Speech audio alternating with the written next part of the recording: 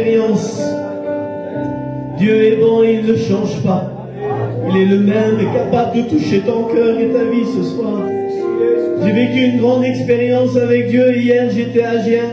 J'ai témoigné de cette expérience-là. Le Seigneur est capable de faire tant de choses dans nos vies. Et nous sommes encore témoins aujourd'hui de sa puissance.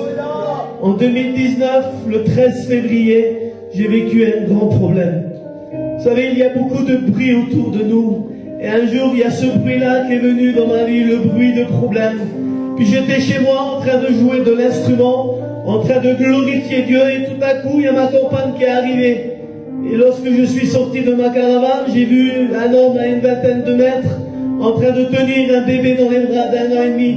Puis quand je me suis approché de cet homme-là, je me suis rendu compte que c'était ma fille. Et elle venait de passer en dessous d'un camion de 4 tonnes. Elle avait 1 an et demi. Et puis là, elle était toute écrasée du camion. Et puis quand je me suis approché, j'ai vu ma fille en train d'agoniser, en train de souffrir. Je regardais mon enfant en train de pleurer amèrement. Une souffrance indescriptible. Et puis je la regardais. Imaginez-vous mon cœur touché.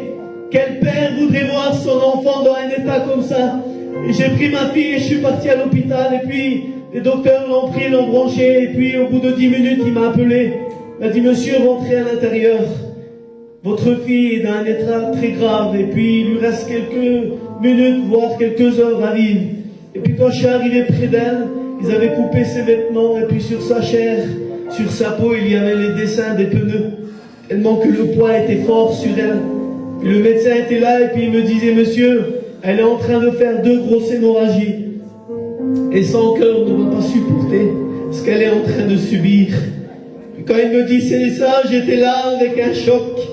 Et j'arrivais pas à verser de larmes. J'étais choqué devant ma situation, devant le problème qui surgissait dans ma vie. Et là, je suis sorti de cette pièce. Je suis rentré dans une porte qui était en face de l'autre salle. Puis quand je suis passé dans cette porte, je me suis mis à genoux. Il n'y avait personne. Et j'ai adressé une prière à mon Dieu. Oui, celui qui ne change pas. Celui qui est le même. J'ai dit: Seigneur, si tu veux la prendre, prends-la. Mais je sais qui tu es. Et lorsque j'ai dit ces paroles, alors une puissance est descendue. Elle m'a venu dans mon cœur.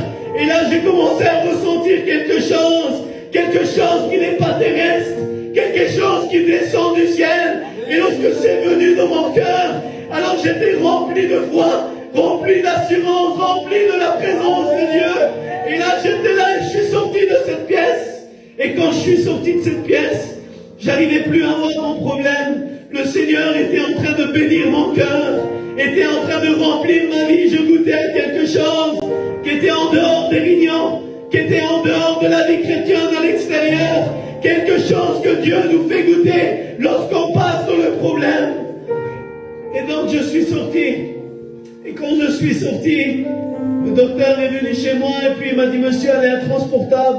Et puis d'ici quelques heures, son cœur ne va pas supporter. Et puis j'ai demandé: monsieur, transportez-la s'il vous plaît.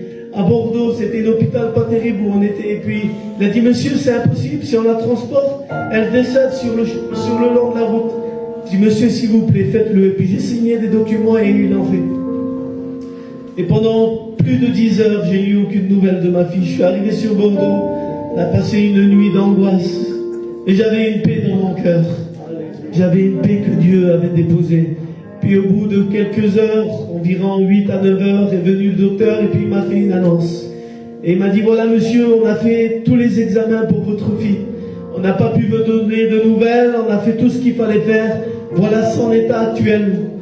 Monsieur, elle a les jambes qui sont cassées. Elle a le bras cassé en 3 parties, elle a le bassin cassé. Elle a les poumons touchés, le foie touché, le pancréas mâché. Elle a plein de choses touchées dans son corps, monsieur. Puis elle est tombée dans un coma. Puis quand il me dit ça, j'étais complètement désorienté. Mais dans mon cœur, Dieu avait mis quelque chose. Et on était le 13 février, puis il s'est passé 2 jours. Et puis quand ces 2 jours sont passés, j'ai été à La Réunion, j'ai dit: Seigneur, je veux aller à La Réunion. Je veux m'occuper, Seigneur, je veux aller dans ta présence, laisser ma femme aux soins intensifs. Peu importe ce qui se passe, je veux aller dans ta présence. Et je suis arrivé à une réunion. Et quand je suis sorti de cette réunion, Dieu m'a parlé. Vous croyez que Dieu peut vous parler par le moyen de la parole? Dieu nous parle, il ne change pas, il nous aime. Et quand je suis sorti de cette réunion, il m'a parlé. Et dans le plus profond de mon cœur, il m'a dit ces paroles, il m'a dit verset. Ta petite sort lundi 28 février. On était le 15 du Seigneur. Qu'est-ce que tu veux me dire? Lundi 28 février, ta petite sort versé. Et là, je l'ai cru de tout mon cœur. Parce que c'était lui qui me parlait. Et donc je suis rentré chez moi. Et puis j'ai commencé à aller à la réunion tous les soirs. Du 15 février jusqu'au 28 février, à la réunion. Et je ne voyais plus mon problème devant moi. Et lorsqu'on est arrivé le dimanche 27 février, il y avait le frère fils d'ici qui faisait la réunion à Poutra, puis j'ai été à la réunion. Quand je suis arrivé au culte, j'ai dit Seigneur, demain on est lundi 28 février, je vais sortir ma fille, mais je voudrais que tu fasses quelque chose. J'aimerais Seigneur qu'elle se réveille du coma, quelque chose d'impossible et qu'elle puisse manger, quelque chose qu'elle ne pouvait pas parce que son pancréas a été touché. Et donc quand je suis arrivé, je me suis assis, la réunion s'est faite. Et j'ai dit, Seigneur, que le téléphone sonne et que ma femme me donne ses nouvelles, qu'elle s'est réveillée, qu'elle a mangé. Et la réunion a fini.